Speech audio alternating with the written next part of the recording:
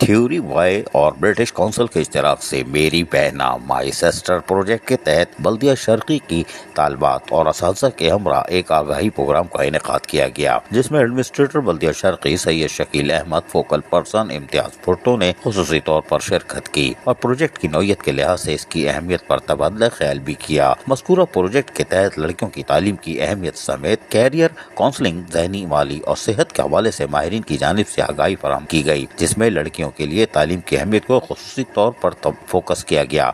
Project head किरण जुबैरी ने project के बारे में आगाही फराहम करते हुए चीदा निकात की वजाहत भी कर डाली। इस मौके पर एडमिनिस्ट्रेटर सैयद शकील अहमद ने कहा कि मेरी बहना माई सिस्टर प्रोजेक्ट का नाम ही पाकीज़ा और मोहब्बत भरा है। इस प्रोजेक्ट को मिसाली करार न देना ज़्यादती होगी। उन्होंने कहा कि बच्चों की तालीम के फरोग में ये प्रोजेक्ट रोल मॉडल की हैसियत रखता है। थ्योरी वाई ब्रिटिश काउंसिल के अच्छे इक़दाम को सराहते हैं। उन्होंने अहम और ज़रूरत के मुताबिक मौजू को तैयार किया है और लड़कियों की तालीम इसलिए इंतहाई ज़रूरी है कि वो महज एक औरत की नहीं बल्कि एक नस्ल की तालीम के मुतरादिफ होती है। इस मौके पर एडमिनिस्ट्रेटर और फोकल पर्सन ने बच्चों में यानी तालबात में सर्टिफिकेट भी तकसीम किए, जबकि इस मौके पर डायरेक्टर एजुकेशन शेर अली, माहिर असातिज़ा इकराम और बल्दिया शर्की के स्कूलों की तुलबा और तालबात और असातिज़ा भी मौजूद थे। इलावा एडमिनिस्ट्रेटर सैयद शकील अहमद ने निजी कलर कंपनी की जानिब से सफारी पार्क के नजदीक दीवारों को कलर करने के काम का भी मुआयना किया और इसे शहर की खूबसूरती उजागर करने के हवाले से एक मुस्बत कदम करार दिया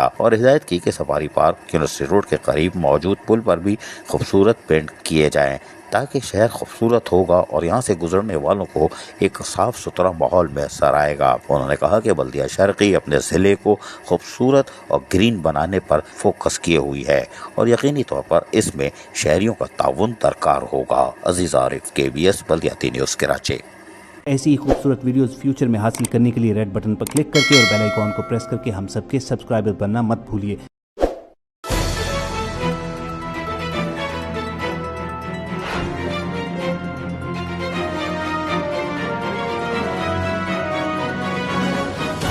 KBS बल्दियाती न्यूज़।